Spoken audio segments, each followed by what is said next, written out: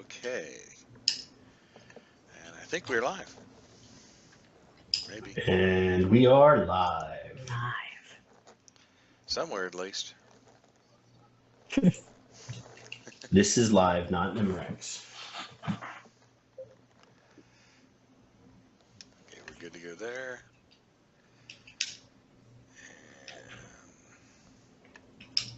And I don't see if it's on Nova.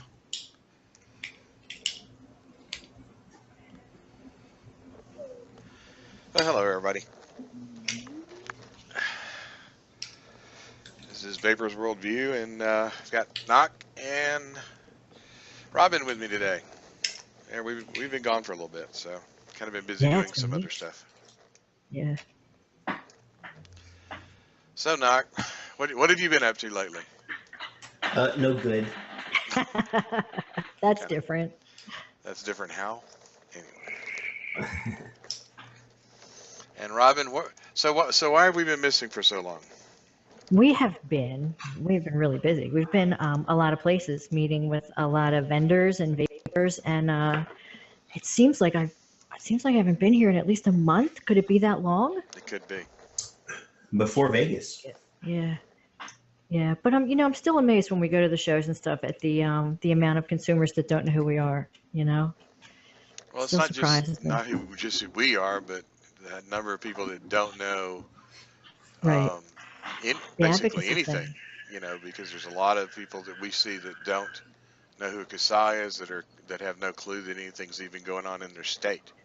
Yeah, a lot of them have no idea about legislation or anything else. They're clueless. They're completely removed from it. You're right. So it looks like I've got a problem with Nova. Knock, why don't you go ahead and catch everybody up on what's going on around the United States while I get this last little piece of our broadcast set up. All right. Well, let's see. We have CASA has put out calls to action in, more states than there's not calls to action in. Let's see. There are multiple bills in Hawaii, and they just put up a call to action. It was updated today. And there's HB 940, which would include vapor products into Hawaii's anti-smoking law. And the deadline to submit testimony is April 14th. So if you live in Hawaii.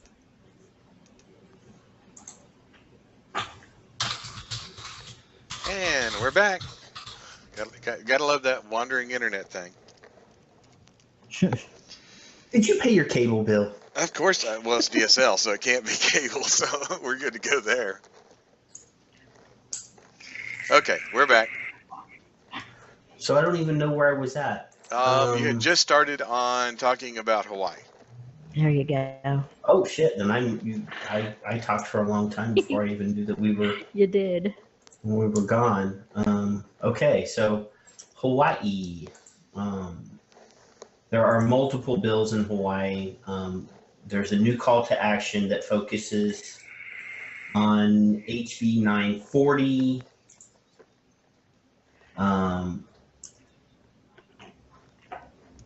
Give me a second here. I'm hearing my own voice. There we go. 940. The call to action asks you to submit testimony by April 14th. There's a link on there. If you cannot appear at the hearing, you can actually submit your written testimony using their testimony tool. So Hawaii residents need to do that. Let's see. Then we have Maine. And it's got LD 1108. LD 1108 would roll vaping into the smoking prohibition.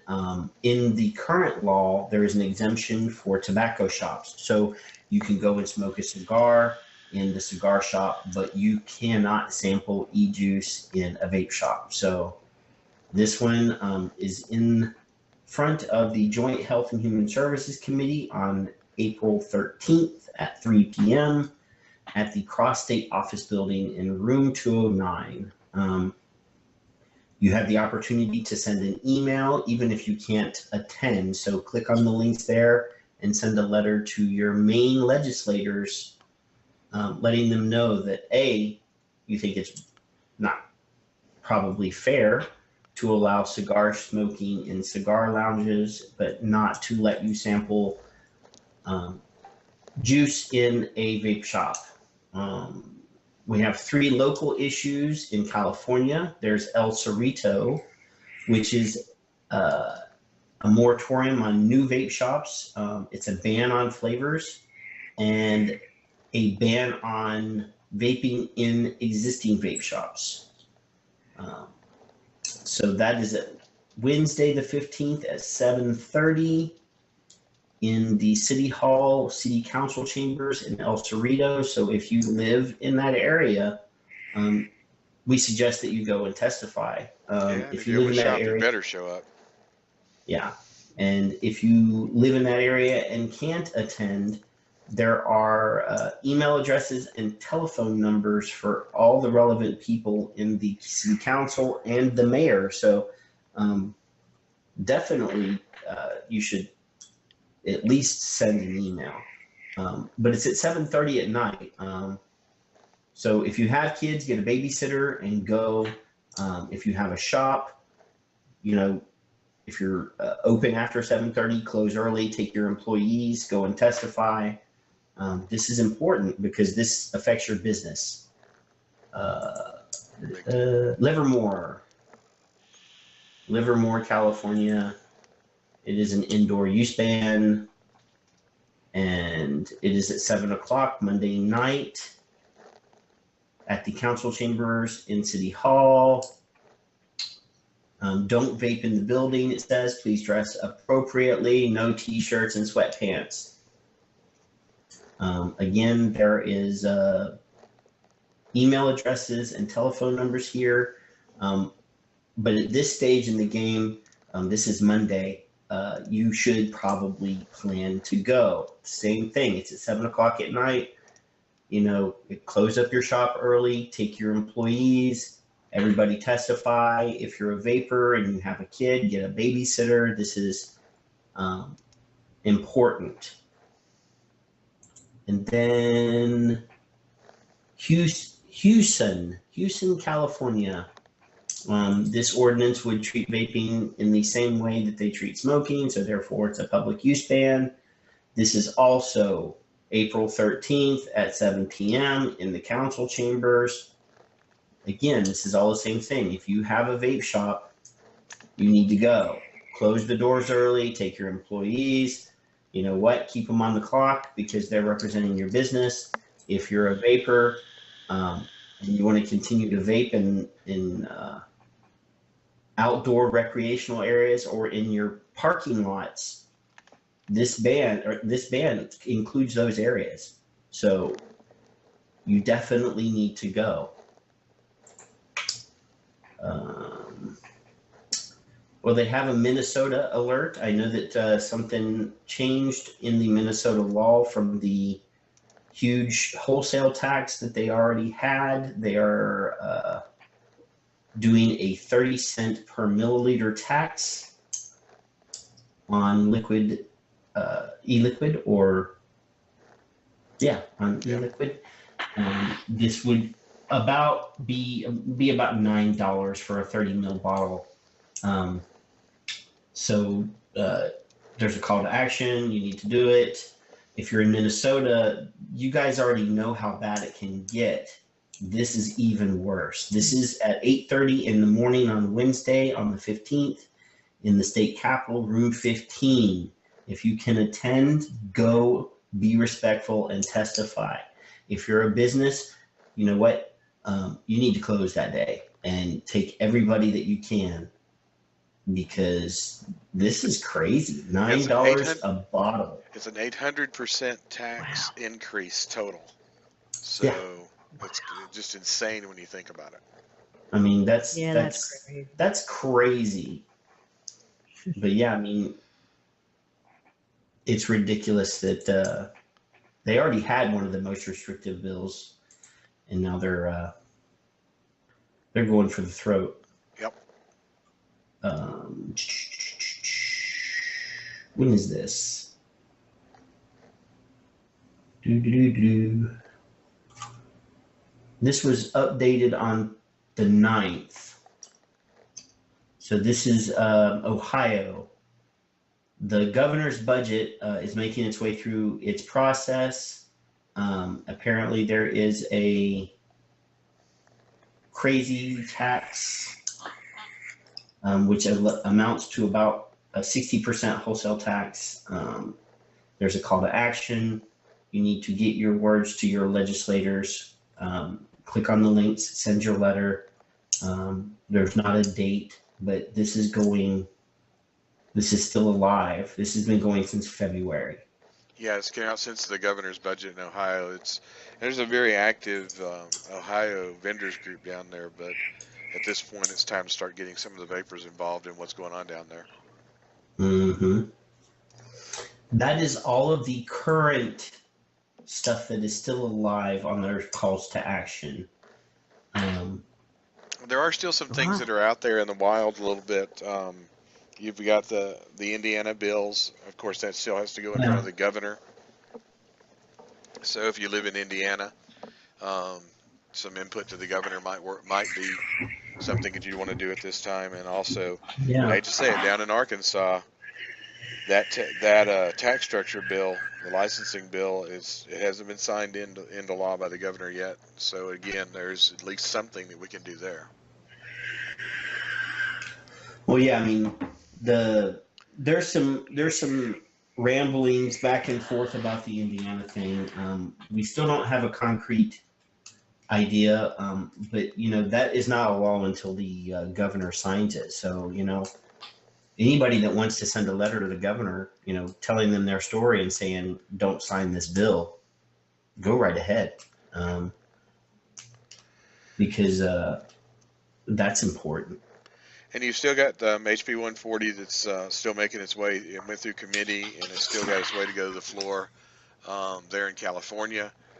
So there is still some input that will need to be done there. And again, we've got a very active group out there in California.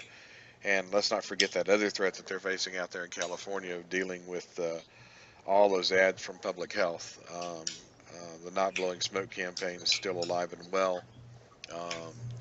And you may be seeing even more of it in the upcoming week as they look at some other different ways to put some information out. So it looks like 140 was on the agenda for the 8th. Yeah. Really, my hat's off to those guys out there having to fight that PR battle. That's something we're not seeing directly in some other states. Not that we shouldn't start looking for it, because sure enough, if it's successful at all in California, you're going to find those efforts duplicated in other states. So now's the time where vapers and vendors alike really need to start getting aware of what they're doing and start creating a little bit of buzz by using letters to the editor and things like that, so that they can get a little more buzz about the positive sides of what's going on before the media blitz comes out from the people on the public health side. Well, SB 24 in California is scheduled for the 15th at 1:30, and that's a licensing requirement and child-proof packages. I want to know what their definition of child-proof is. I'm hoping that it's using the federal guidelines and it's actually just tamper evident or child resistant. Yep. Right. Let's see.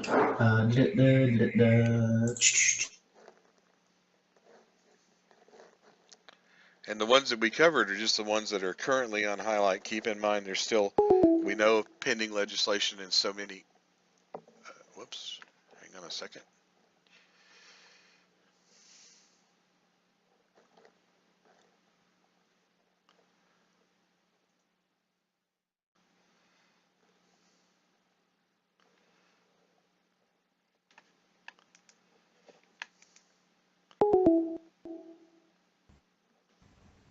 I think Google just tried to throw everybody out. It threw me out for a second. Well, we're having a great old time today with the broadcast.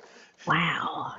Maybe I would hate to say public health demons, but it could be. I'm just saying. Not trying to You start any. gotta wonder. You guys are just fucking with me today, or what? No, it's not us. It's trust me. That was Google that time. Everything else stayed up. Yeah. Yeah, that was Google. So yeah, let's But see. where I was going was there's a number of other states out there that still have legislation that's going down. I mean, we know for sure that we're going to see in New York the bills, the same series of bills we've seen every year, for everything from trying to ban bottled liquid to ban flavors.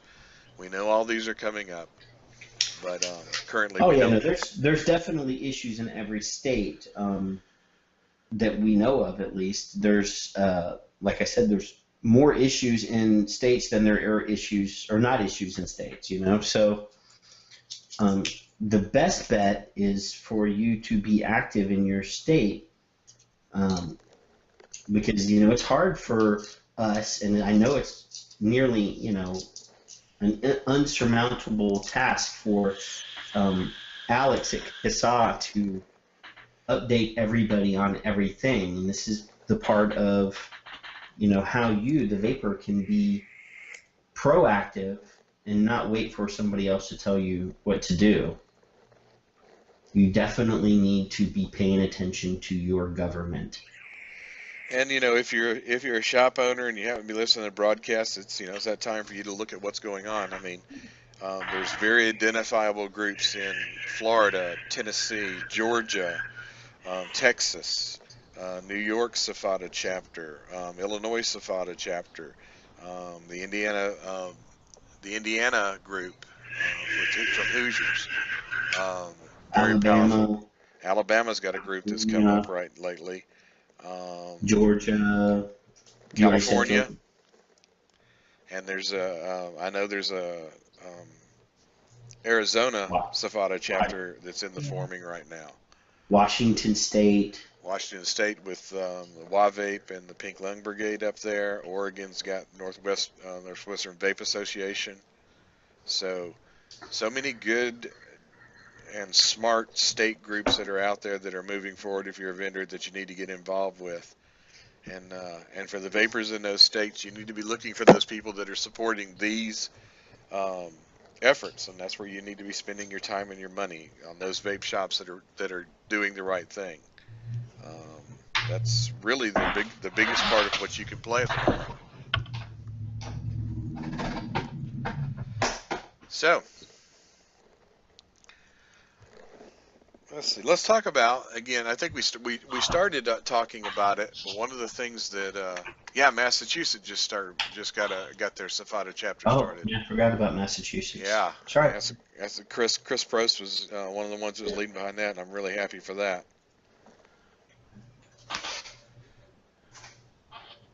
One of the things again that surprises me so much is as we do these events, we spend so much time at the table talking to vapors individually. Mm-hmm. And both Knock and Robin have done events with me in the past month. And how does that make you feel when somebody comes up to the table and they with that doe in the headlights look, when you mention to them that there's legislation right here in your own state? You know what? I find it disappointing, but then again, like here's this person that really needs a lot of education. So like I'm happy about that because at least they're in the right place and we can teach them. But I'm surprised that people live somewhere and have no idea something's going on. Look at Knocked. But like last week, thank you, Knocked. At the one event, there was a lot of people coming up, and probably you weren't at the table as much, but this was going on. That were coming up and saying, whether it was Grim Green or Twisted 420 or the Suck My Ma guys, Plumes of Hazard, all those guys, they were coming up and saying like, these guys said we should come over and see you guys if we see you somewhere, but we're not sure exactly why. So tell us why we need to be here. And it was just, they were blank slates, So that was good though. A lot of people came our way that might not have. It's actually better, I think, to get new people that have no idea, that Yep, have I like not that. been, that don't have preconceived notions about what it is that needs to happen, because then we can actually teach them how we've been successful. And there's no, by no means am I saying that we know everything, but we can kind of guide them in the way that we have been most successful in these issues and kind of move forward that way. Because a lot of times, and I'll go ahead and put this out here. Uh, People think that just clicking on a link and pulling a few tabs down and stuff is going to work. We need a combination of the letters, and we've been doing a lot of these letters lately, and actual people at the courthouse. It has to be both. It just can't be sitting at home doing computer advocacy. And I think California last week, in those hearings last week, was a perfect example of the social media at play and having bodies at the courthouse. I mean, there was a line of people waiting to testify, even if they were only given a minute to say whatever it was that they were going to say. And in the end, it may not mean anything, but at least we know that people are starting to do stuff. They're starting to participate, and I think that's a good sign. There's a lot of people forget that just the call to actions it's not your only venue to be able to speak to your representatives, to be able to tell them what your feelings are on this. That phone call to the actual representative itself when there's nothing going on, that letter when there's nothing going on. Heck, try to schedule an appointment. Mhm. Um, that's activism. That's where we're going to get the most ground. When you've got a bill that's in front of a legislator and they're having to make a decision, yes or no now, it's like the 11th hour decision. It's that is put there. I mean, most people are parents. Everybody knows how this goes. I mean, kid acts up at school and mom says, "Go to your room and wait for your dad to come home." And then the guy walks in through the door and he's got 60 seconds to decide how bad, what is it, what's the punishment, what do I need to say, and everything else before even dinner gets on the table. And that's the way these legislators are being presented these bills. They're thrown at this bill. Most of them have no idea what an electronic cigarette is, if it does cause any harm. And oh, by the way, I saw that commercial from Public Health from California that says it's killing people. And Hmm. we're not taking the advantage or the time to educate. We're not taking the time to make sure these people are well informed when when they're called to make these decisions. So really, really do need to step forward in that respect. Well, and people have been hitting us and other organizations with, well, why are we always being reactive to these situations? Where were you, before this happened? Well, guess what? We were all here, and we were all doing the same thing. We were asking people then, do something, and now we have to be reactive. We all know the best time to beat a bill is before it's ever written. And that's one thing I think people are under this grand illusion of that. And don't get me wrong, this is not to belittle any efforts done by any advocacy group, be it CASA, be it SAFATA, be it Greg from the AVA, or even our own efforts. Um, but our efforts are not one that when a bill is sitting on the floor ready to be voted on, that you pick up the phone or throw some money at somebody and they come down and testify and they present this moving story, something out of something like some Sermon on the Mount that's going to immediately sway a legislator into clutching his heart and saying, "I believe I'll vote for vaping." It's not going to happen, No. you know. At this point, um, it's really the only way we're going to move them away from a particular position, or pull them towards our position, is by showing them numbers, by showing them how much money the industry makes, how much money they are going to lose with losing the vape businesses. Yeah. On a state level, I mean, if Indiana moves forward, they're not going to be happy about it in the long run when they see how many businesses either close the doors and move to another state or just outright go out of business. They're actually chasing money out of Indiana.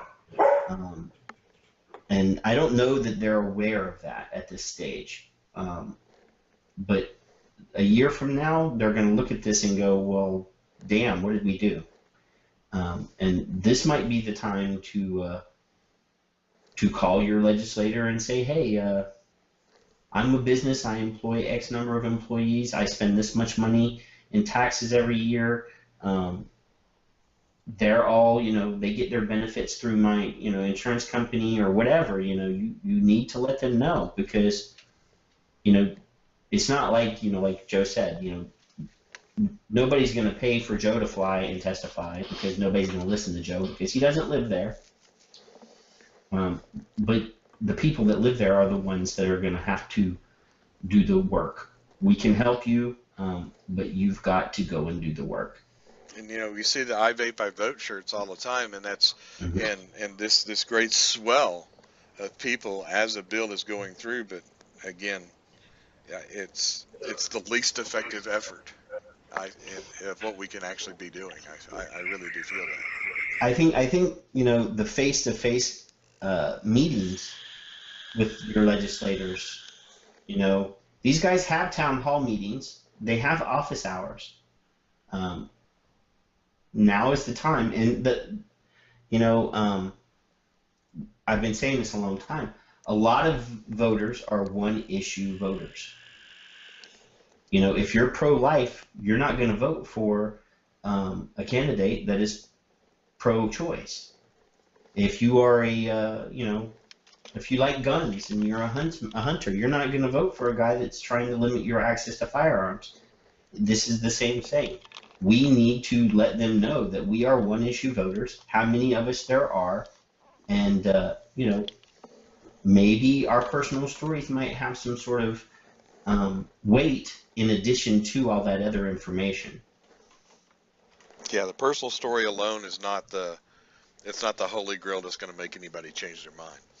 The other thing that we need to be, that I see very frequently, is a lot of people try to chain other information together and say that, vaping is causing this. Like, I saw an ad, or maybe it was a Facebook post, but they were talking about these companies aren't paying into the MSA, and that's why there's so many problems with the tobacco settlement loans and things like that.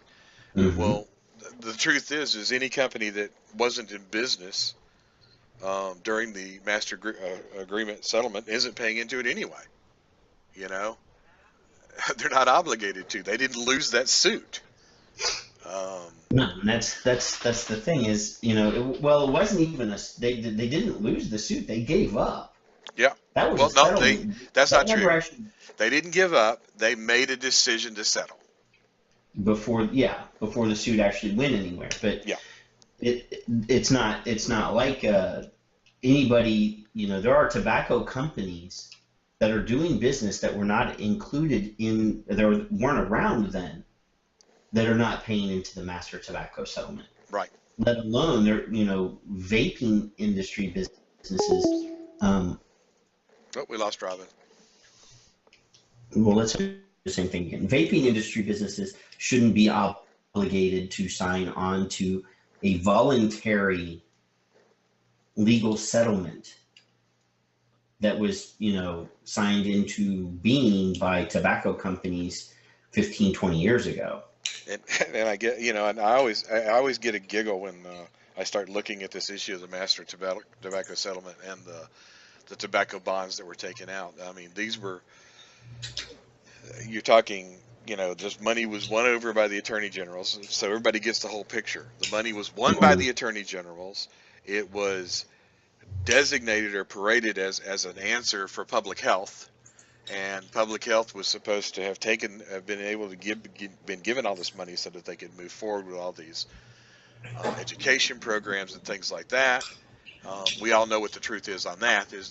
The money went straight into the state coffers, and they spent it. Well, So there was no now- language in that agreement that indicated that money was going to them. Well, there was no language in the agreement that said where the money went at all. That's what I'm saying. But the public was told something different. And then now that those loans have come due, and welcome back, Robin. Thank you. So now those loans have come due, and the people that they were expecting to pay, in other words, the smokers that they expected to be there that wouldn't give up their cigarettes, now through the efforts of public health, and let's not forget that they took the first cut of this, and then now the efforts of the vaping community, there are so many people that have quit smoking that those loans will be defaulted on. So it's very interesting to see them scramble. Yeah. So we see that kind of stuff all the time. Yep. Where are we going now? Well, I guess we need to also go back to the other thing too. Let's go back to talk about that latest surge on the internet of seeing the future of vaping videos. Have you guys seen those yet? Hell yeah, they're awesome. Yeah, I love them. And I love them, and I think they're really well done. But then again, they're a little bit scary because if that's the future of vaping, then we have a big problem. So I understand someone actually found out that the Vuse is a 48 milligram e-cigarette. I did not know that. Well, that explains the throat hit. For sure, I did not know that. Wow. And that might be the closest we'll ever get to reviewing anything on this show, right there. Yeah, I mean, a lot of the Cigalytes, I mean, I think, and I'm not a scientist, but I think the reason it's 48 milligrams of nic is because of the wussy battery that's in there. They have to put that much nic in there just to make it even remotely satisfying. I was very entertained by watching Ruby Roo's face when she hit that thing. I know, right? Well, that makes me think of when we were in Vegas, and one of the people that were there was walking around with a handful of Enjoy Kings. Yeah. And don't get me wrong, Enjoy's a really good company. We like them. They're not big tobacco, but just to get that product to do anything satisfactory, they had to do like 6 of them at a time. Wow. Yeah. So if that's 48 milligrams of nic and you're puffing on 6 of them at one time, Wow. that's a lot of nic. That's not good. But yeah, I mean, we really need to thank, Grim Green, Twisted 420, Ruby Roo, everybody that's made a video on the future of vaping, because that has really kind of sent people into the advocacy area that had not prior been in there. And Andrew for the incredible idea to actually, to go forward with the Cigalytes to show the closed system. Because so many times, we spend a lot of time spinning words, trying to get people to understand what it is that we're trying to put out. But you just can't get any more perfect than Ruby Roo's face when she took a hit on her Vuse. I know, right? That's perfect. Totally unrehearsed. But now that we have all these new people jumping in and joining the groups and stuff, we sort of got to usher them into what it is they do next. Yeah. They took that first step, but what does our banner say on the back there, Joe? Which one? On which one? You made the choice. That one. Our display. Yeah. What does our display say? You made the choice. Now stand up for it. Yep. So now that they've made the choice, we have to show them how to stand. And that's one of the things that right now, before we get into I want to go a little bit more into detail, but one thing I want to remind all the old guard, the people that are actually watching this show, these are people that are already familiar with the message that we've been putting out over and over again. For the last 2 years, we've been putting the same message out, and now it's time for you, as one of the old guards, is to step up and start teaching the new vapors about it. We're growing at an exponential rate, and this is a time where, besides just showing them what the greatest mod is or what your favorite juice is or whatever else, you need to take a couple minutes and teach them how to advocate. That's really what we need the people who've been in the industry for a while to start doing. So, big part of it. Well, Robin and I sort of started the first step in that last Wednesday evening. We did a 2-hour broadcast, kind of giving pointers on where do you start, and basically a little bit of civics, high school civics in there too, because some people may not remember what their civics teacher told them about how a law becomes a law, and the process is different from state to state, let alone city to city, how an ordinance becomes an ordinance. So the important thing is where you live on a local level, you need to find out what the process is for an ordinance. And then, we're having a little bit of a hiccup in some states, because in some states it goes from introduction into committee, and then from the committee to one house, and then the other, and then to the mayor, or governor, excuse me. And then in some states it goes from committee to one house or senate, and then to the mayor or governor. So it's different in every state, and you actually need to maybe find out what goes on in your state before you do anything, because you may be stumbling over your own feet. But first and foremost, if you're a business, you need to take an active role in your local political scene and your local scene in general. Participate in the Chamber of Commerce and things like that, because you might get a heads up by being active in your town. Instead of waiting until something's already coming, you could head it off. And there's another of other agencies too. I mean, NFIB is a small business. It's like a small business association. That is an incredible way to gain access to legislature, to gain access to local community leaders. So it's so very important that you really get in there and become an active part. And and let's take this a little further. It's 2015 right now, and starting in January, you're going to see a very sudden uptick of political interest in the community again, because there's an election coming up. Mm-hmm. You want a chance to meet your legislator face to face? Go volunteer to work their campaign. Okay? Or if your legislator is already well known to be against electronic cigarettes, go work their competitor's campaign. Yeah, you can do it. We participated quite heavily this last election with a local Arizona. Was that it? Yep. Arizona legislator that was running, and we I like to think that the Vapers actually got a candidate elected based on their willingness to pick up our banner and run with it. Well, we could do that, and there's a good chance that in 2016 there may actually be a candidate or two that might actually be a vapor. That would be cool. So yeah, we really need to be aware of what's going on around us. I mean, not just because we're vapors. I mean, in America we have a beautiful system that allows the common man to participate in their political process, and we actually should be, regardless of whether we're vapors, participating. Yep, that's a very big part of it.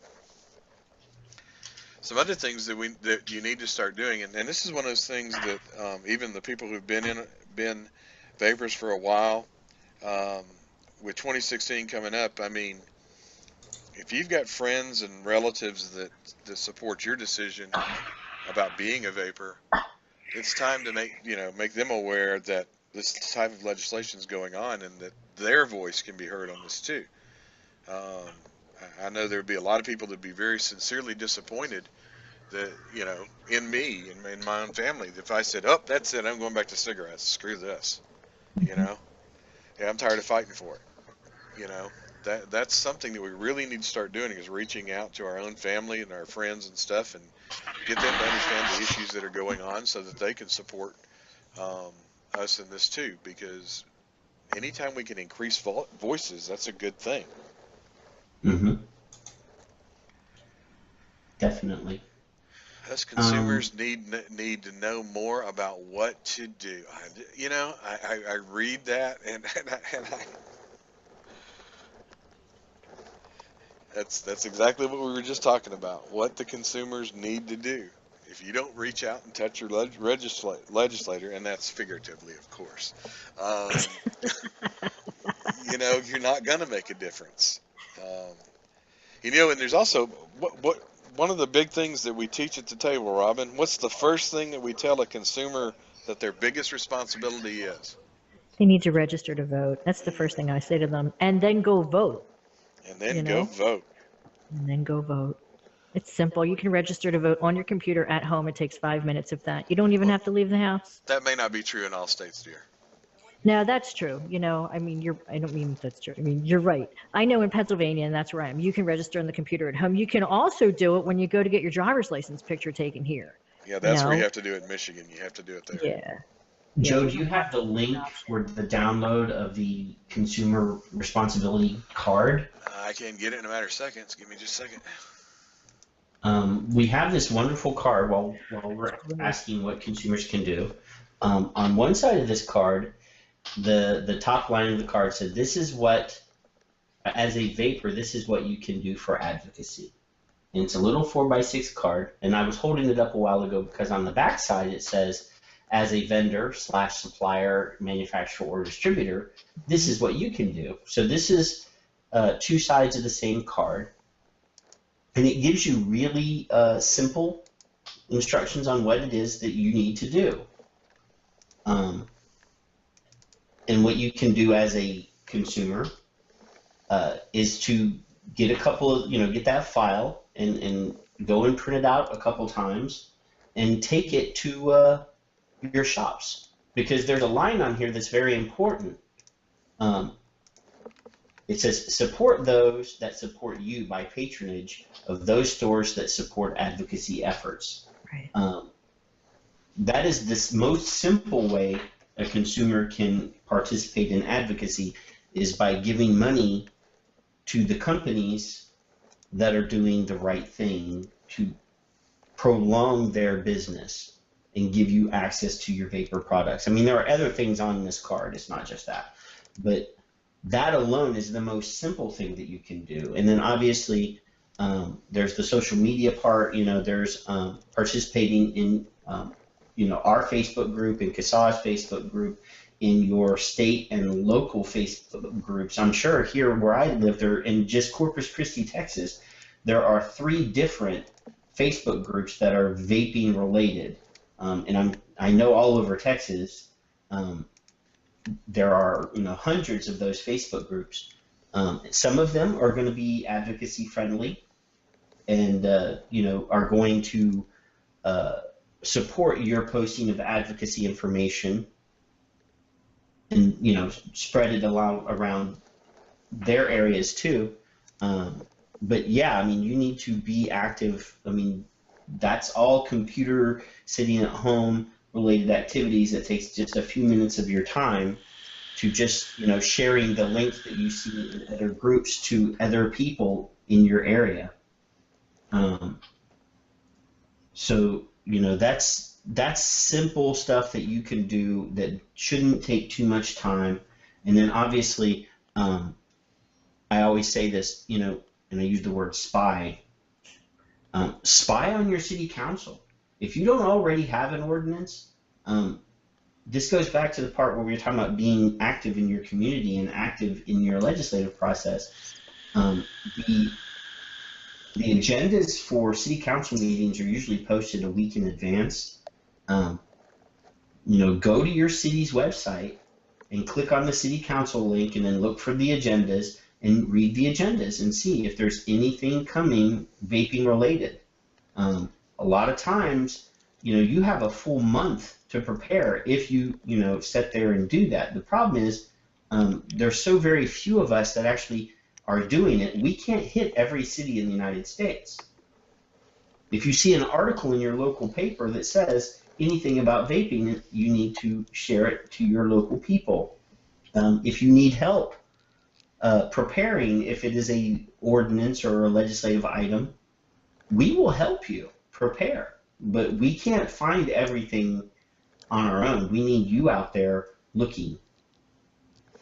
Another thing that we need to just start doing is whenever we see those articles that come up in the local paper that talk about vaping ordinances, this is the time where that comment below, where the comment below is so very important.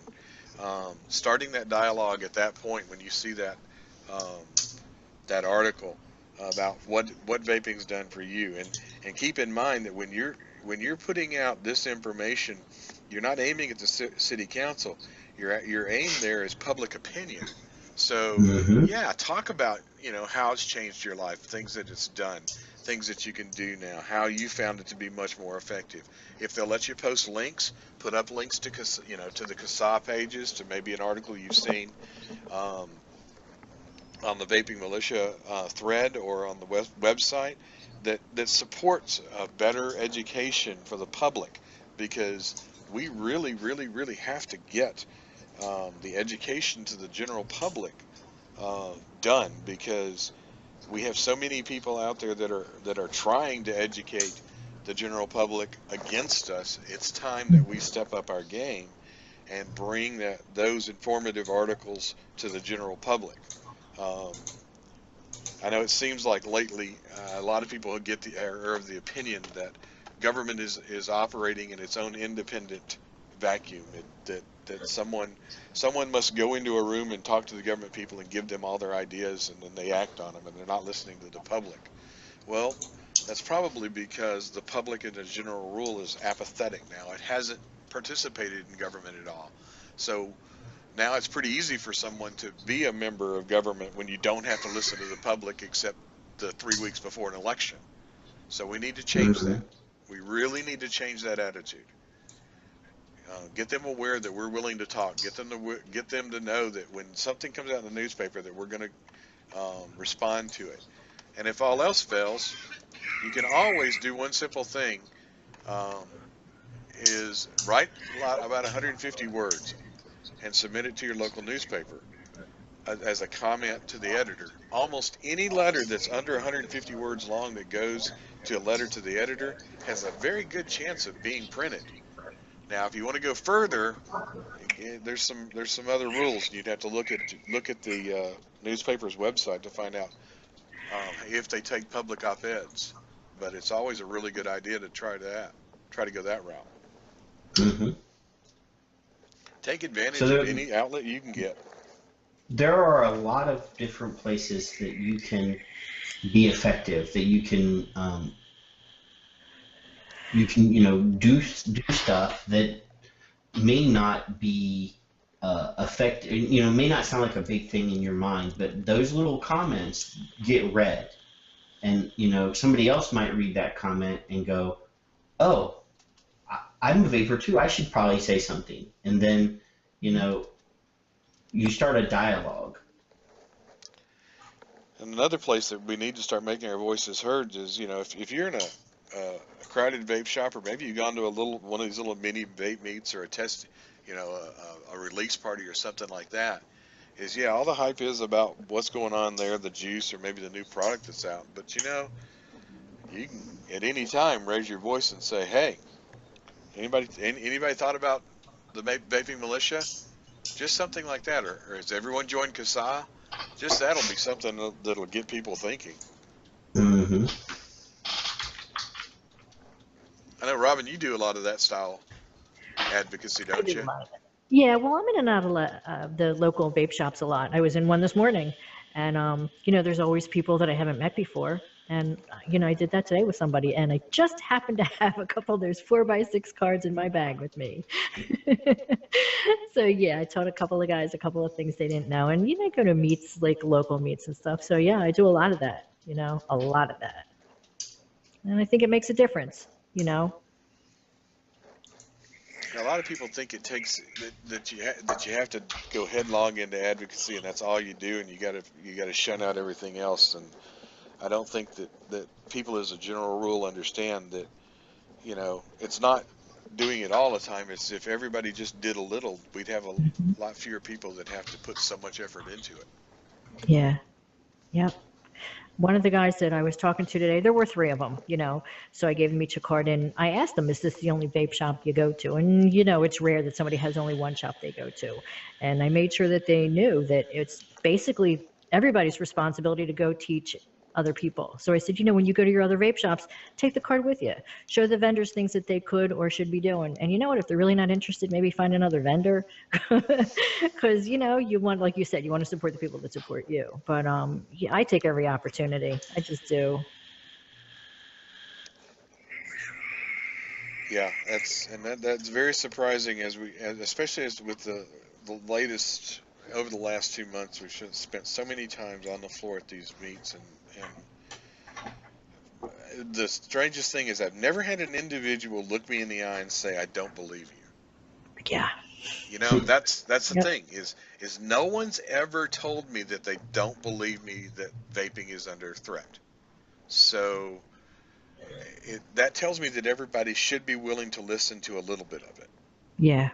So Yeah, you're right. There's a lot of them that are uneducated. They're just not aware. But once you tell them, I've never heard anybody say that either. It's like, oh my God, I didn't know. What can I do?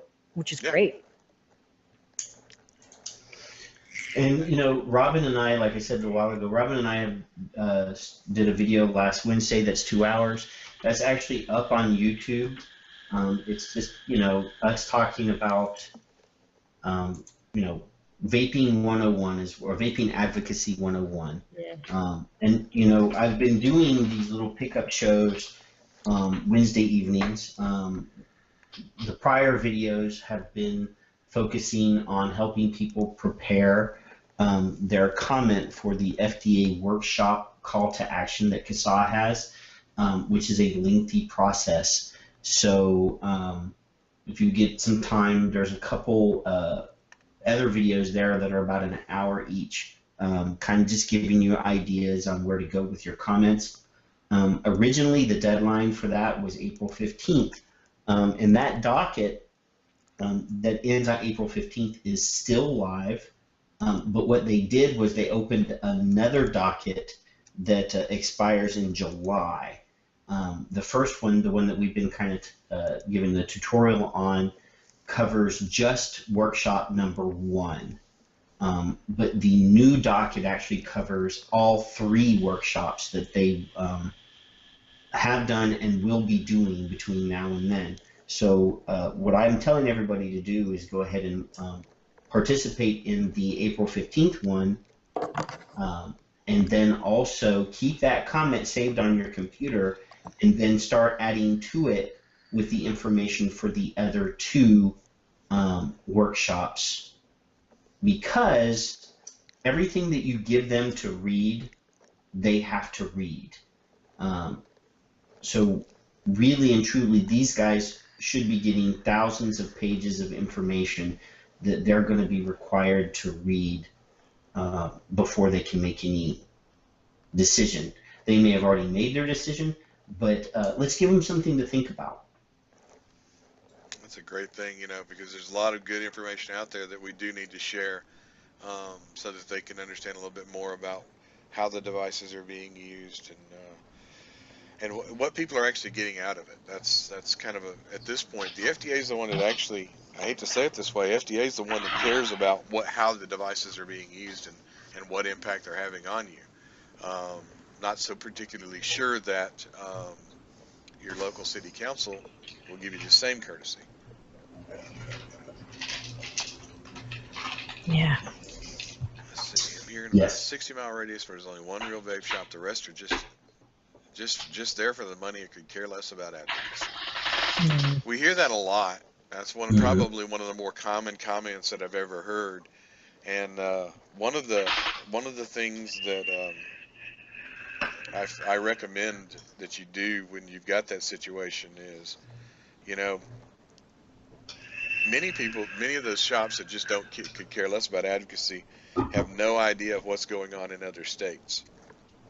They're living in this ostrich world. So there's plenty of articles that have been written on the insane manufacturing practices that are going to be subjected in Indiana. Take that Hmm. article in there, print it off, and drop it off on the counter as you leave. If that doesn't get to them, nothing will. Yeah. I know that the bill that we were talking about in Texas that actually classifies e-liquid as a hazardous chemical. A lot of the vape shops didn't understand the ramifications of that label until I explained it to them and showed them what the requirements are once you are labeled a hazardous chemical. And none of the shops um, here locally would be able to continue to do business in the way that they do business um, under that classification.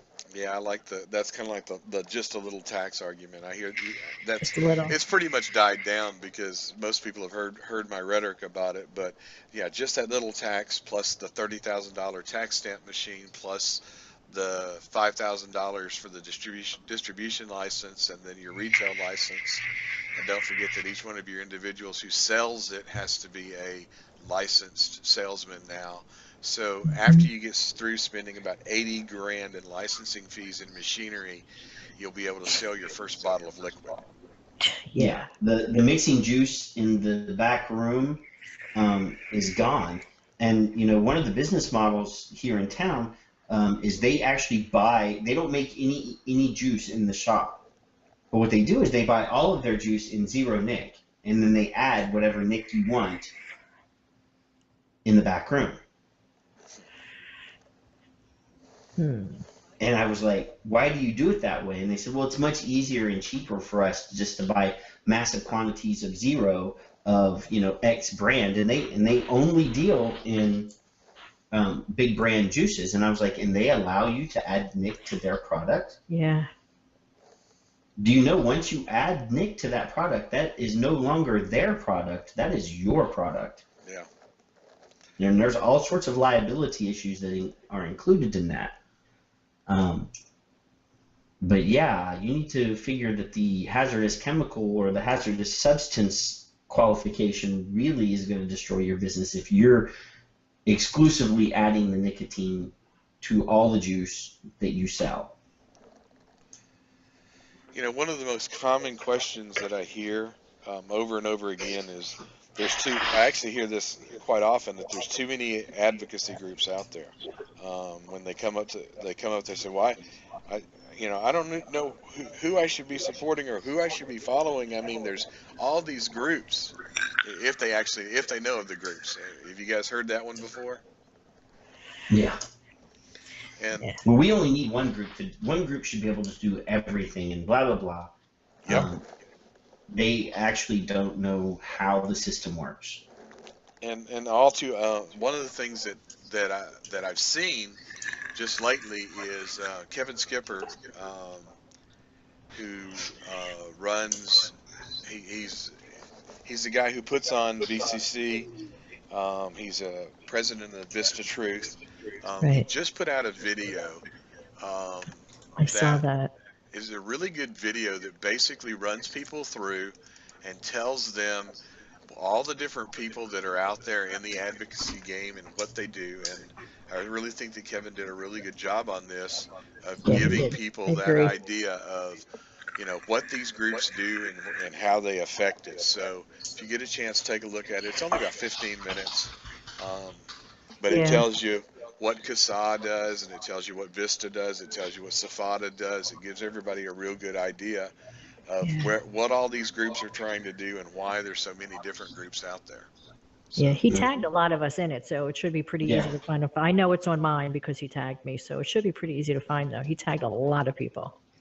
I think he tagged more than what Facebook allows you to tag. He did. He said he tagged too It many. looked like there was like 5,000 people Yeah. listed. I think he just tagged everybody that he knows that's Yeah. Must have gone down. active in the industry. Yeah. I think he spent more time tagging people than he did recording the video, to tell you the truth. But he did do a nice job on the video, you know.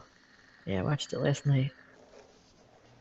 So that's one of the nice things that's going on. Before we get much further, we're about at the hour, and what we try to do at the middle part of the show is let people know where, if you are so inclined, you'd like to come meet some of the people that are in the militia and talk to us about what's going on. And I know that there's some events coming up, and I think Robin might be able to get a calendar together if I sit here and muddle around long enough so that she can actually get it up. I'm trying. Once you doesn't- started, I knew where you were going, and I'm trying. If it doesn't break her computer, kick her out You of know my computer. You know what happens, but I'll try. If not, Joe, can you get to it? I'm trying here. Can't seem to get it up. I did not just say that. Oh dear Lord, there's a Robinism. You said it. So there you go, everybody. You got that that benefit. Robin, Well, I do know coming up next week, for sure, is Sorry. Bash. Texas Bash. Yeah. No, I can't seem to get the calendar up. Hang on just a second. Let me get it. Thank you. So Bash is coming up next week. That's in Chicago Yes. at the Pheasant Run. Resort, I think. Lake, Yeah. is it St. Charles? Yeah, I think so. Yeah. St. Charles, Illinois. So it's a good chance for people to come by and meet us there. And then the event after that is this little event that's up in Ann Arbor. Is that really coming that soon? It's going to be here soon, Knox. Oh dear God. Really soon. I got some work to do. So we got Yes. we got a Vape Expo in Ann Arbor, and that's Ann Arbor, Michigan, and that is the event that's dedicated. All the proceeds from that go to The Vaping Militia. Baby Militia. And I think that's June 5th and 6th. Is that right? June 5th and 6th. Yeah. That'll be coming up. You also got. Let's see. I was going to bring that one up. What else have I got? Oh. World Pittsburgh should Vapor be after that. Expo in Miami is Oh, yeah. the 29th and 29th, 30th, 31st. I'll be down there, and you guys will be in That's in VaporCon May. in Chattanooga. Yes, Fred and I will be in Chattanooga. That's the end of May, am I right? Right. Okay. And then we also got a team that's going to be going out to VaporCon West in Reno. We were invited out there by Grim Green. Yeah, I So love that him. should be interesting. That's the 10th and 11th of July. That's Is that right? July. Okay. Yeah. Is it July? And then the 24th, the 25th, and 26th, I believe it is. Is that right? Which Washington? one? Kenny? Yeah. No, it starts the 26th and it's the 26th through the 29th. I'm doing this from my memory. No, that can't be right. That's Monday, Tuesday, Wednesday. I'm not buying that. He gave me the 26th through 29th. I have a text. Unless he's changing it, but that's what he texted me. Of July? Yeah. I don't think so. Maybe he changed it. I'm telling you, that's what I have. 24, 25, 26, maybe. Maybe. Yeah. Maybe he gave me the wrong dates. Yeah. But And that then is there's what he gave me. also, we'll have a representative down in Lima, and that's on the 25th. Right. Lima, Oh, Ohio. July. Yep, in July.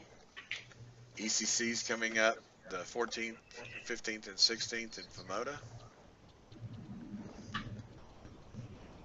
Did you say And- VCC Pennsylvania? Did I? No, I don't think so. You missed skipped that over one? that one. That's June 13th and 14th Yep. in Pittsburgh Right. at the David Lawrence Convention Center. I missed that one. It's a good thing I have a good memory. Yes, it's a good thing you're paying attention. Yeah, usually I'm not.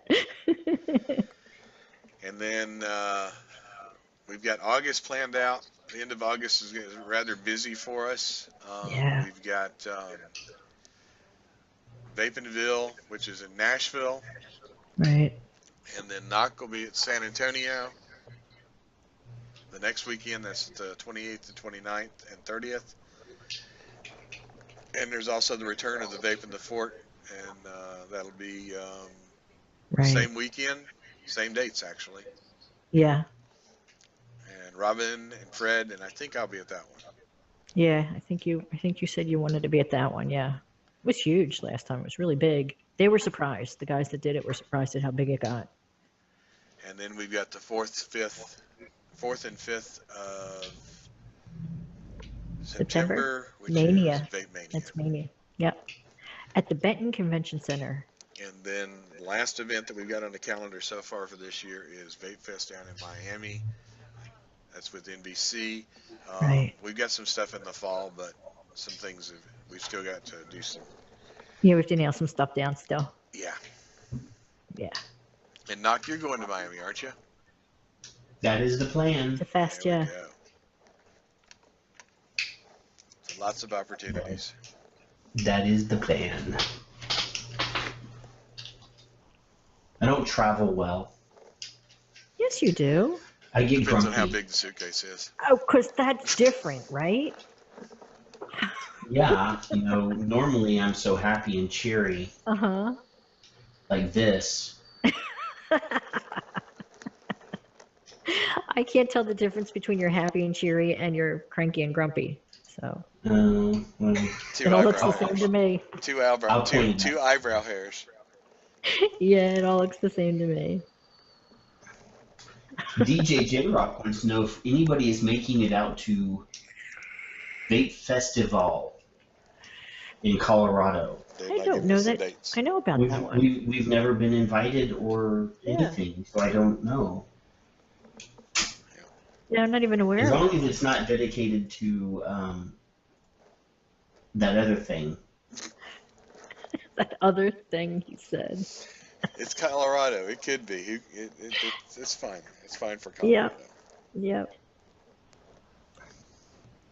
So, They can do that there.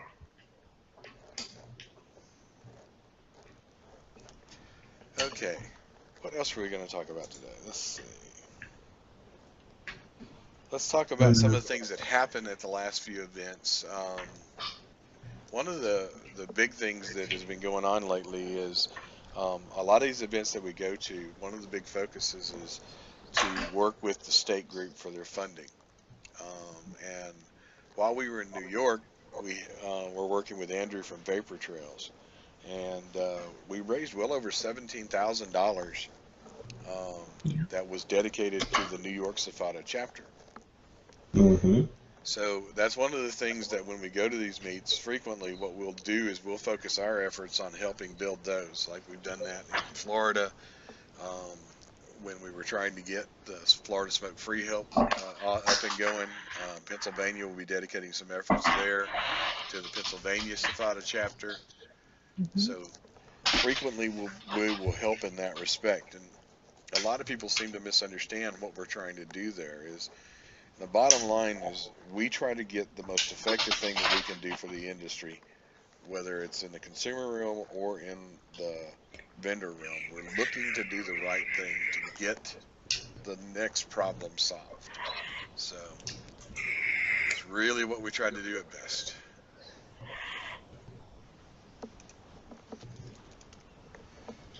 Doc, do you have anything anywhere else you want to go?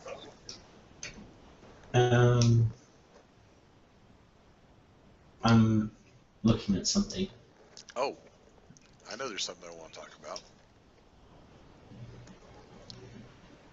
That new engagement. Okay, so we've been working at trying to figure out ways to get intelligence, get information on, because we know that some of these bills are going to get through committee and get to the floor for a full vote. So what we are doing in some states, and we're going to roll these out a few at a time until we hit all the places we need to. We're building these engagements using CQ Engage, which is the same tool that CASA uses for their calls to action.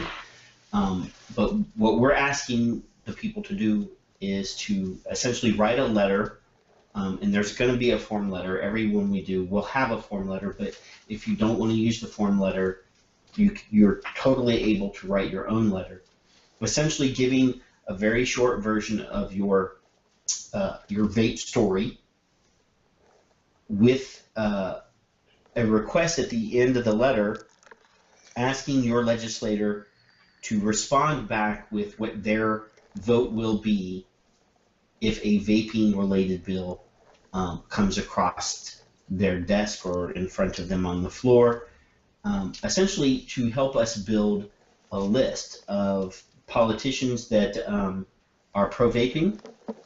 We can send them a thank you letter for their support. Those that are kind of on the fence, so that we can target them for education. We can send them information that might help them make a better decision. And then obviously those that are anti-vaping for more strenuous activities.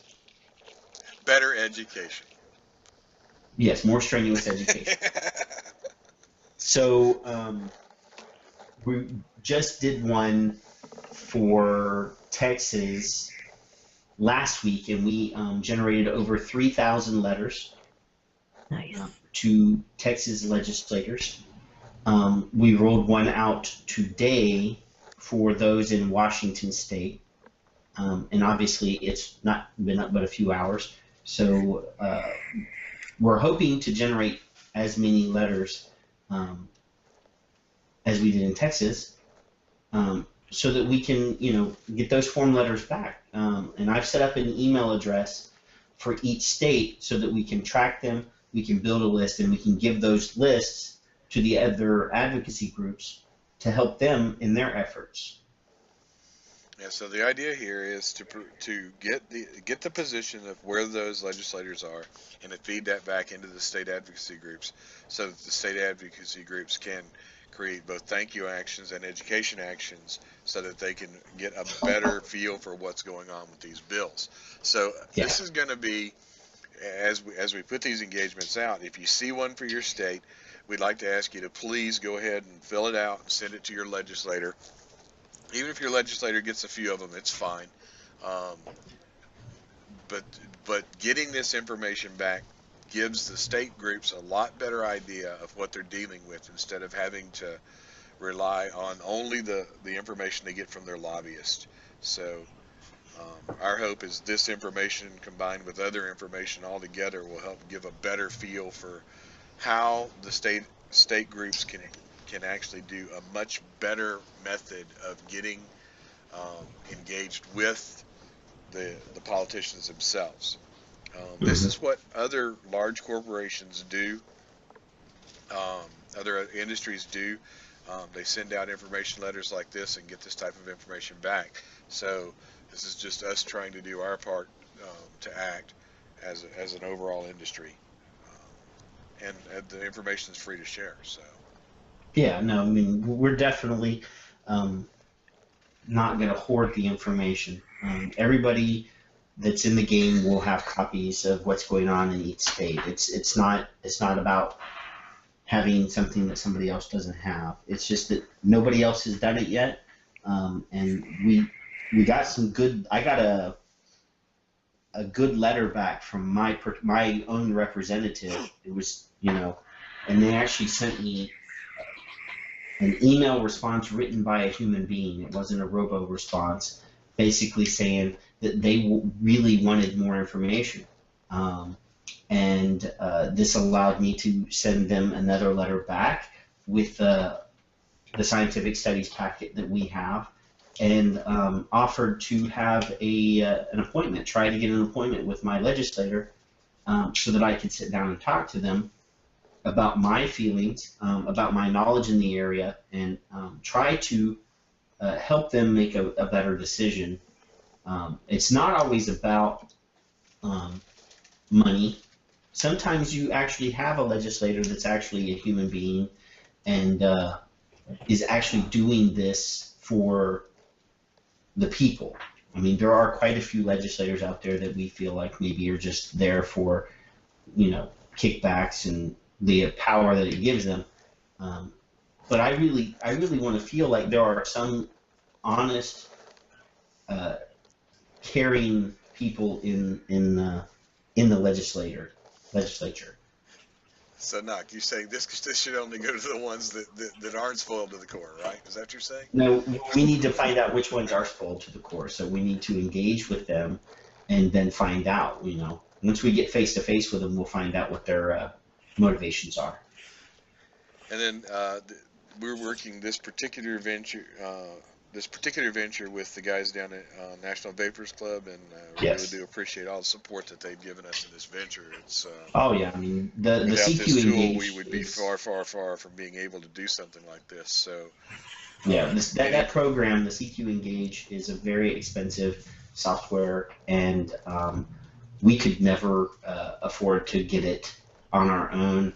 But luckily they have it, and they are giving it. They're giving us access to it to be able to build these engagements, to get this information. And many people wonder sometimes, that going back to that question of all these groups, and is everybody, why is there so many? And there's a lot of ventures where a lot of the advocacy groups are working hand in hand, exchanging information and trying to work very closely together. And this is another fine example of how somebody comes to the table and provides us the ability to move forward in an area where we haven't been active before. So I'm really happy about that. Yeah.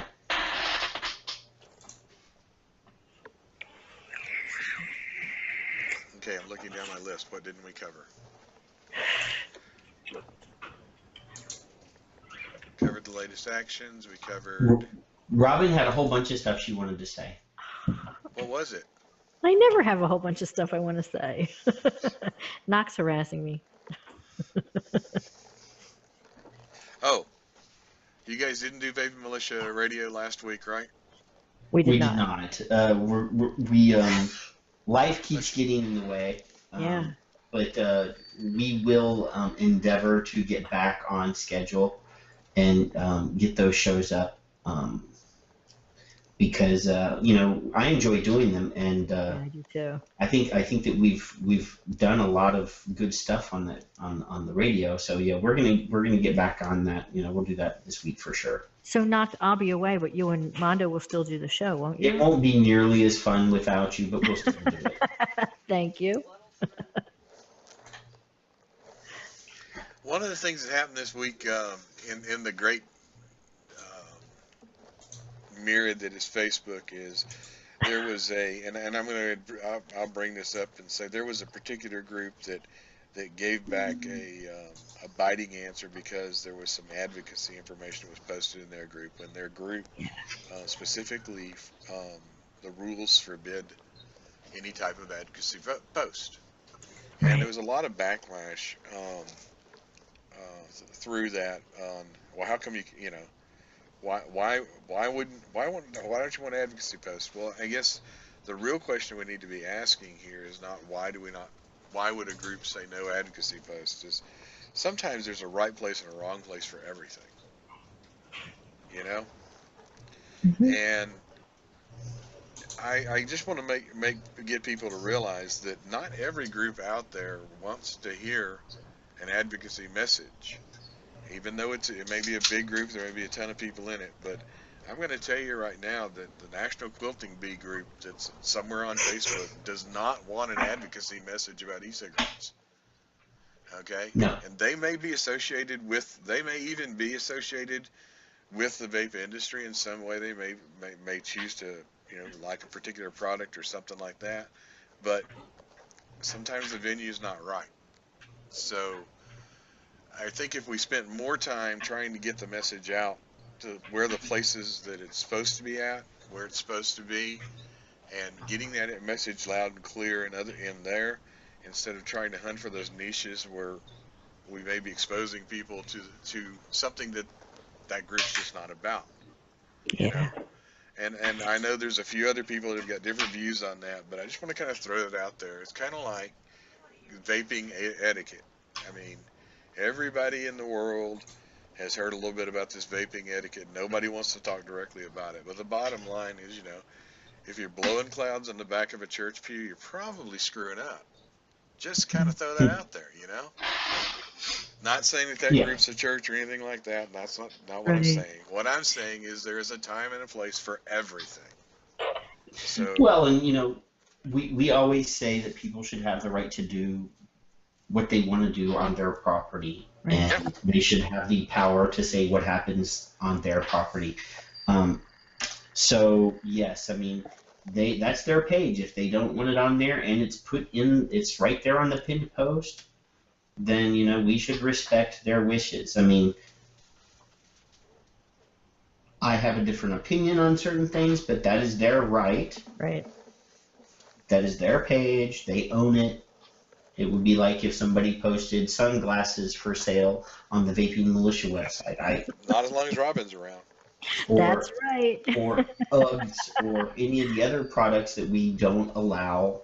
We don't allow any product. Or even at this point, if you are a vape shop owner and you try to post a coupon code or a sale or something like that on the Vaping Militia Facebook, we don't allow that. And if I'm you all do it over more it. than once or twice, we might ban you from being a member of the group. So Yep. it happens. We get tons of posts that we don't allow in our Facebook because that's against the rules that we posted. Right. So And you know what I want to say too is that just like you guys, people tend to add us to a lot of groups. I get added to groups every single day, and if it looks like a group where I might want to post something advocacy related, the admin's names are right there. I've messaged some of them and said to them, look, I'm part of the Vaping Militia. Is it okay if sometimes I throw some advocacy posts in your group? And actually, none of them have ever said no. In fact, they've thanked me for doing that and said, sure. And we so appreciate that you took the time to ask us. But, just to be polite, I asked them if it's okay. well, yeah.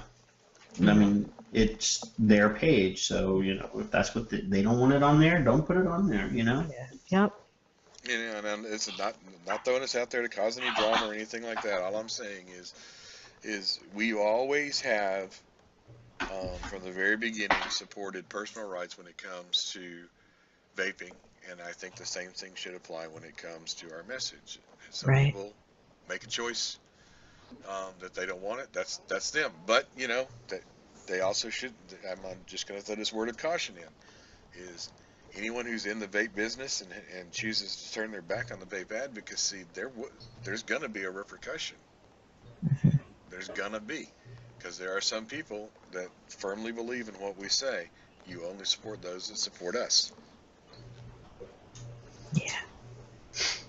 So, really, that's one of those things that I just want people to think about that kind of stuff. Yeah, I think it's good. It's good to bring that up. I think we're confusing somebody on VapeNet. Reckless. The name of the show is Perceptions, a Vaper's Worldview. There's not a person named Perceptions.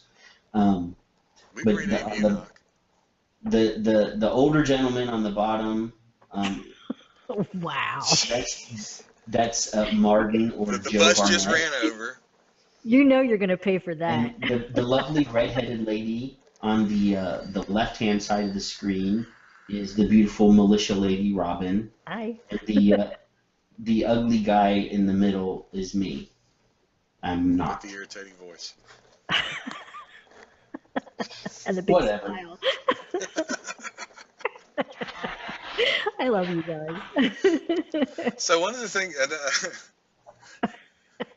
so one of the other things that I've seen as we've gone through all these events is I was very surprised when we were in the Niagara Falls event, and also what was the one before that one? Oh God, they all blur together now. North Carolina? We did Yeah, Dallas, then North Carolina, then Well, there was a little problem in Niagara. North Carolina with vapors outside the venue that were choosing to vape where they were asked not to. Right. But I really We didn't see that see a a lot. whole lot of that in Texas. I didn't see a whole lot of that Niagara at all. I No, was it very seems to be for surprised. whatever Now reason. there was one restaurant there that um, up until 10 o'clock they asked people not to. However, there was this one weird instance where there was a smoking area that we could go in and vape, but you couldn't take a drink into. But I guess that's a New York law that really confused me. You couldn't take your beer in the smoking Yeah. area. That was kind of confusing. Yeah. So that was a very confusing thing to figure out. So, Yeah. so that was different. That was totally different. I think the only Yep, place that I that's fine. saw that in down in Texas was they asked that nobody vaped right outside the event, from the Right. outer door to the inner door to the event.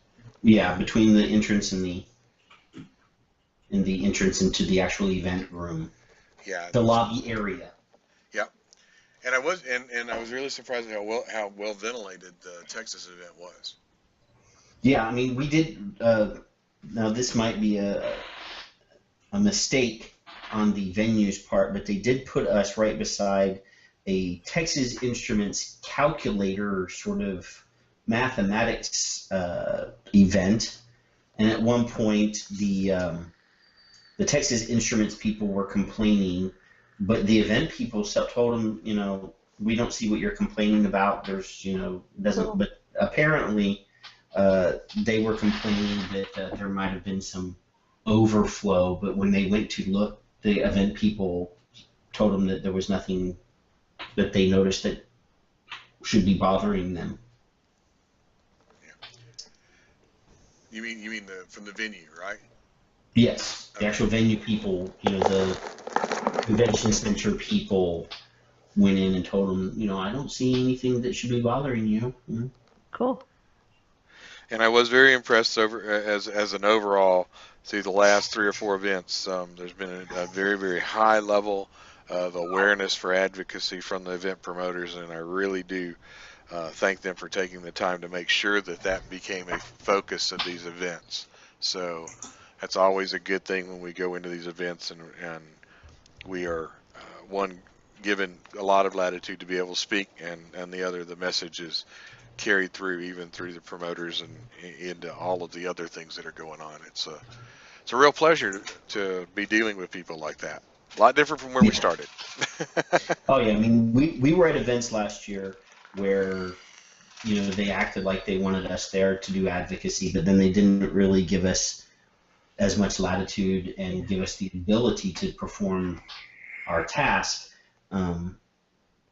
But yes, I think now everybody is getting on the same page. Yeah, I think so too. It could be because there's so many threats, so many active threats. That's probably the biggest part. So many big Yeah. active threats that people see. Yeah. Okay, so I got us that far. Is there anything else you wanted to cover, Knock? We got the engagement. We did the engagement. We're going to be rolling that out slowly into other states as we get information from one state and it starts to look like we're filling up the information. Then we'll open up other ones. If there's states that are in more danger than others, we will hit them first, obviously, because those bills may hit the floor sooner. But we would like to roll this out slowly and do it in every state that we could, So we definitely need to know the people that are sponsoring the bills that are either sponsors or authors. We already know how they're going to vote, but we don't know where everybody else is going to vote. Yeah. A lot of people think that it's a party issue. I beg to differ. We've noticed that it's not. In many states, the conservatives, the Republicans are authoring bills. In some states, the Democrats are sponsoring bills. It is not a strict party issue. It's not a strict party issue, but we do see a lot of resistance from the Democratic side, though.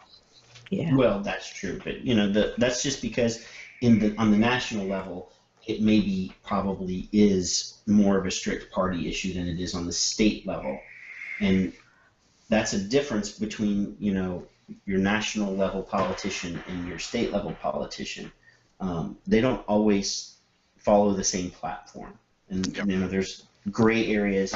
So yes, there are people on both sides that are hitting us. Obviously, the ones that are pro-business are more apt to listen to us than the ones that are not pro-business. So that's the angle that we hit quite frequently, is how much money is going to disappear from the state coffers, and crushing small businesses is not a good Republican thing. So on the Republican side, we can always push that issue.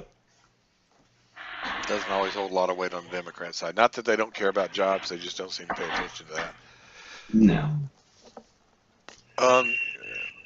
Vape Locker put a note in the chat, and for those of you who are active on Twitter, Twitter is also another really good way of getting information into a legislator. I know.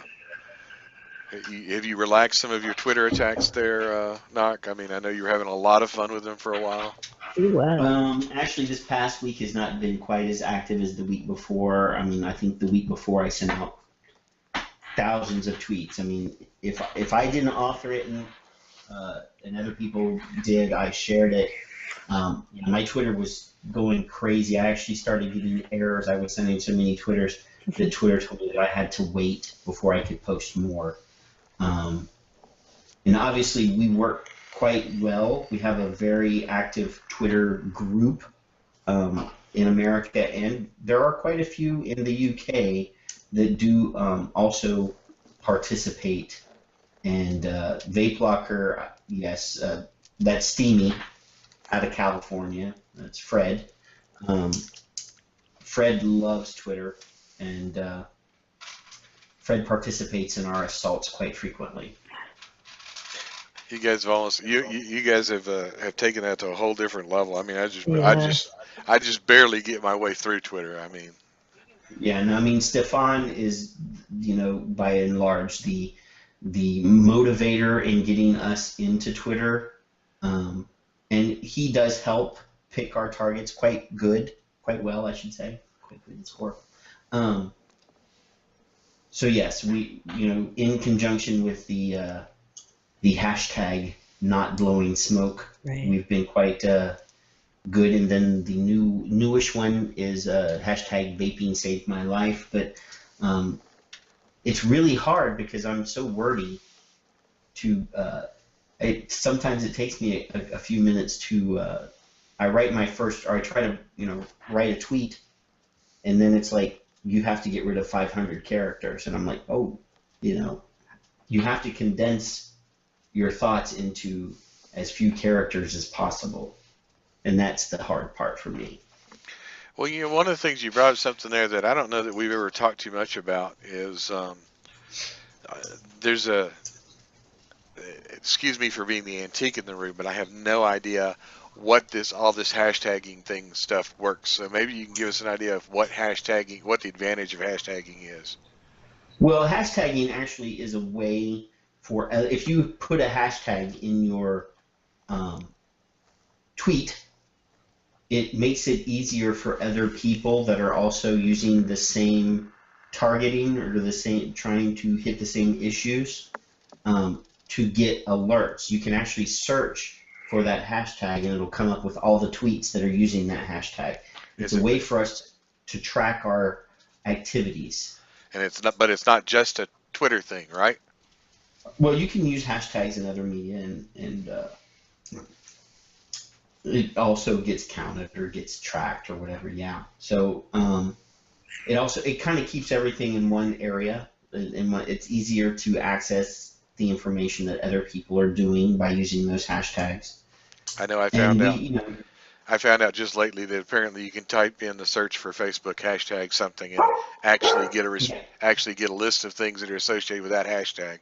So that was kind of an aha moment for me, because I had no clue as to why everybody was saying add all these hashtags, and then I figured that helped me figure out. We've been known to hijack hashtags before from other organizations. Just saying. So what's what is that? What do you mean by hijack? Well, for example, Curbit, Hmm. hashtag Curbit. That was a thing that the San Francisco Health Department did, um, and we see Fred and I are on the same page. We actually took their hashtag Curbit and were able to turn that into a way to track our own activity. So if people started doing a search for hashtag Curbit looking to find beneficial information for that program, we actually, anytime somebody did a search, they were more than likely going to find our information. So And that it's all based on numbers. so using those types of things, we're getting our information into places that we wouldn't normally get it, right? Right. And, Good, good. we've been using other methods. If you do a Google search for um, still blowing smoke, you're going to get a different response than what California Public Health wants you to have. Hooray for that. Mm-hmm. That's a good thing. So, And yeah.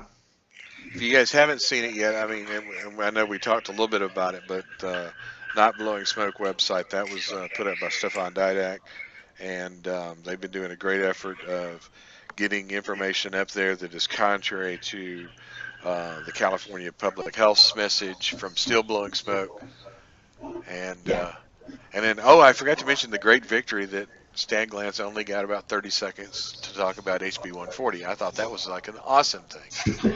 Anytime you can limit anything that Stan Glantz has to say is a good thing to me.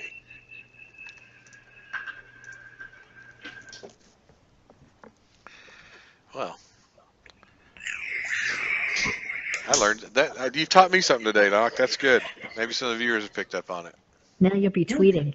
it's possible. Well, Twitter is an awesome tool um, that allows us to target those specific people. We did it in Philadelphia with that, what's that lady's name? Oh my God. Rondell Brown. Yeah, I can think of her name. Um, when she came out with her big campaign that we needed to have a tax on vaping because the schools didn't have enough money to buy uh, school books. And then, last 2 weeks ago or 3 weeks ago, there was a nasty article on Vox basically equating our activities to Big Vapor, that we couldn't possibly be as concerted and well planned out as we are if we didn't have the backing of some big company. Yeah. The Twitter efforts in the vaping community have been monumental, and so much so that it's been, last year in Chicago, there was a very concerted Twitter assault by the little guys, by us, and it was so large that, again, they used the argument that there's no way it could possibly be individuals working, that it had to be astroturfing because it was too well organized. they doubt our resolve. They seriously doubt Yeah. our resolve. Fools. So, yeah, I mean, we definitely need to continue those efforts. I mean, anybody that has Twitter can join in. It's not like, it's an exclusive club of high level agents doing these things. I mean, it's guys like you and I, Stefan, Steamy, Irv, normal people that are participating to save this product. Well, and then there's always idiots like me that log on and go, yeah, just retweet, retweet, retweet. That's all I Well, I do. mean, that still gets likes. I mean, I have a very small number of Twitter followers. I have just over 100 Twitter followers.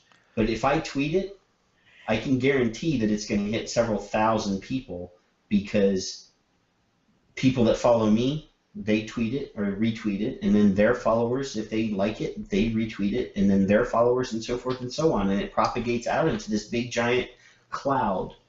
Well, so there you go. So yet another avenue into advocacy. If you haven't signed up for a Twitter account, go get one and friend knock.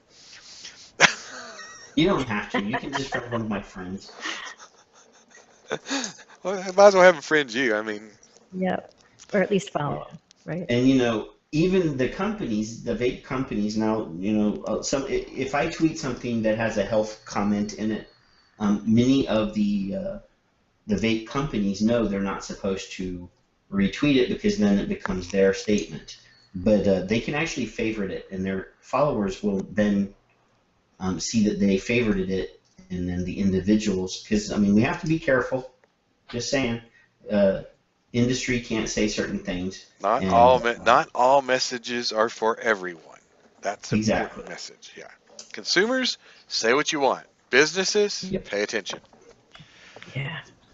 So yeah, Enjoy favorites a lot of the things that I post, but they can't retweet it. But like I said, they have 20,000 followers. If they favorite it, then their followers see it as a favorite, and then they retweet it. So it's just something to keep in mind if you're in the industry and you're listening. One of the other things I wanted to make sure that we covered today was CASA's been doing some serious work on their blogs and on their website, and I did want to get this link out to everybody.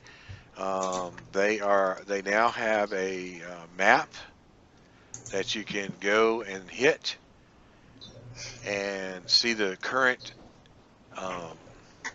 calls to action for your state. So, mm-hmm. And I actually closed the window with the freaking podcast, the CASA podcast. And in a minute, Knock will get his head out of his butt and get us that one. It's so roomy. I get so few shots at him. So few shots at him. Have to take them when I can get them. I was going to say, you got to take it's just because the dimension. You need to, put on your Exelon patch. It'll be okay. Wow. You know you'll pay dearly for that. Yeah, that's 3. That's 3 because I can't count well. Because of the dimension. Because you couldn't remember the other 2? Is that what? No. I knew I was up to 1, and I figured I'll just go for 3. I will see him sooner or later. Oh, wait, in Ann Arbor. Yeah. On the home turf. By June, you will have your dementia will have taken over, and you won't remember anyway. I will have agents take over for me. Anyway. Yeah. I'm sure some of the people watching this show will be joining me there and coming up and ask me, "Did you get Knock yet?" Yeah. Where is it? It's bound to happen. I'm afeared. Did you find it? No, I'm still scrolling. Okay. It's from like last Monday.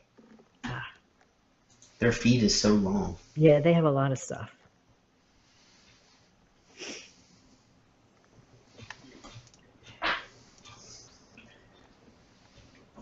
I'm getting kind of annoyed with this second monitor now.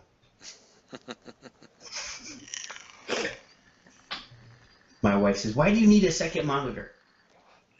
Now I'm starting to wonder why. Because Joe keeps asking me for things. Anyway. That's probably the right answer. Oh, no.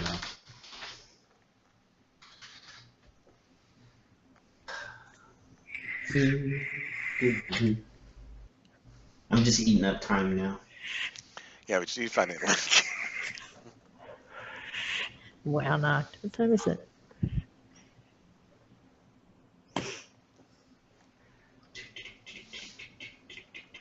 We're actually close to out of time. We got 10 minutes. So here, I found it. Yay for Knock. Hooray. Good. I found it. I will post the link in the rooms. This is CASA's weekly update podcast. And then the other thing, too, that I wanted to bring to everybody's mind is there's also that running program up there on CASA. It's been there for a while, but we need to remind everybody that it's there. There's the testimonials. So you can upload your testimonial as a consumer up to CASA. It's a great resource. We need to get as many up there as we can so that there's lots of good stories up there for people to see.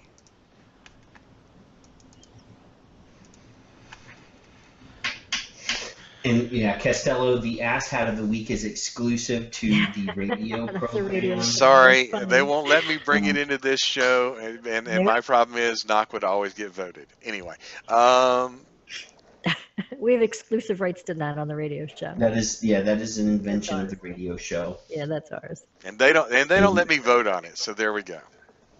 Yeah. Yep. Well, about 10 minutes from wrap up. Final thoughts, actually give you some time to actually put some final thoughts together and actually say something. And we'll start with our favorite Knock. Well, you know what? If you are in Washington State, you definitely need to act on the engagement that I'm sharing around the internets. And keep in mind, even if you're not in Washington State, you should possibly start putting together the letter that you will send when I get an engagement up for your state.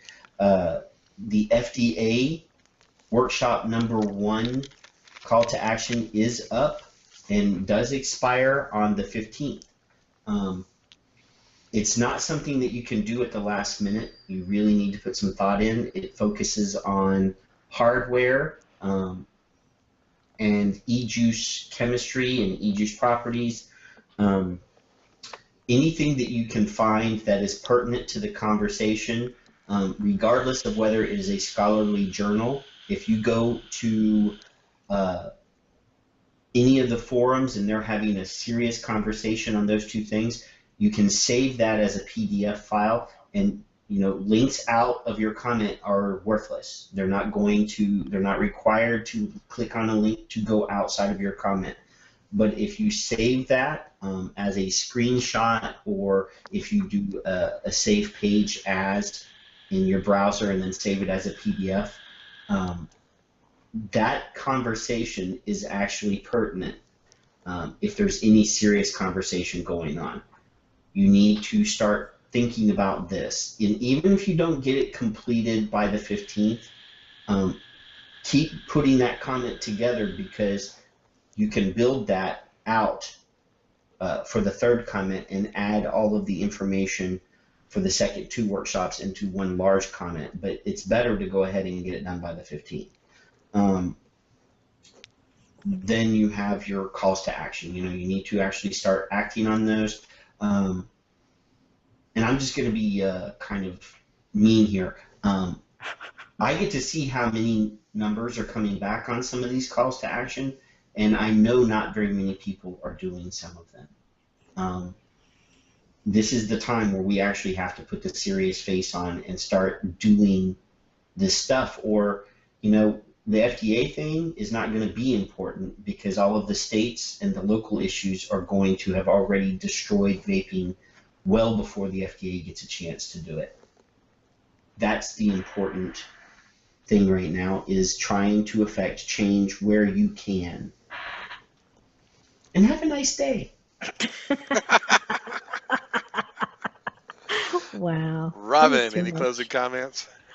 Yeah, I'm gonna wish I didn't say this, but I'm gonna say it anyway. I've been having a lot of people lately telling me that there's stuff that they need from us, information or whatever, and they don't know how to get it. If you don't know how to get it, just about everything you want is on our website, vapingmilitia.org. But if you absolutely need help and you can't find anything, hit me up on Facebook. I'll help you. Please don't blow up my Facebook. But if you need help, I'm there. Seriously though, if you need help, hit me up. If I don't know where to find what you need, I will find out and we will get it to you. So that's it. You left me 5 whole minutes for a very small message. Sorry. Talk slowly. Too many people. You can do it.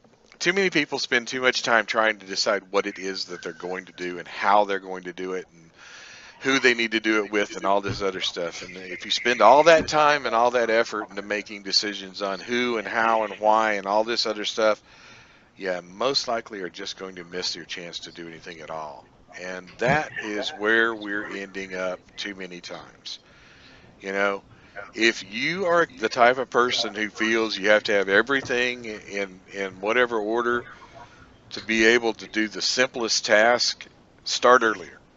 Because it's getting stupid that people tell me that they don't have time when advocacy, to be active in this advocacy, it can be as simple as 6 or 7 clicks and you're done.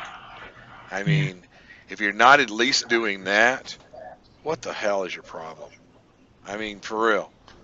I mean, there are too many people who want to interject drama, and they want to interject, you know, these different layers into what we're trying to do as one simple thing: save this damn device from being taken off the market. Okay? Just Yep. that simple. And if you can't jump up and do something about that, put it down. Walk away from it. Because it's the same thing I'm telling businesses. If you can't get involved in advocacy because somebody else is in your way, but some other company that you feel is too competitive with you, maybe you're in the wrong business. And if you as a consumer can't step up and do something to keep this, maybe it's time you need to step away. Tough words to hear, but the bottom line is either do something or quit complaining about it. Yeah. Joe, you forgot the have a nice day. I'd rather let it sink in the other way. We're going to bail out here about 2 minutes early. Thanks everybody for joining us. We'll get the video up on YouTube as quick as possible. Thank you guys so much. Have a great week.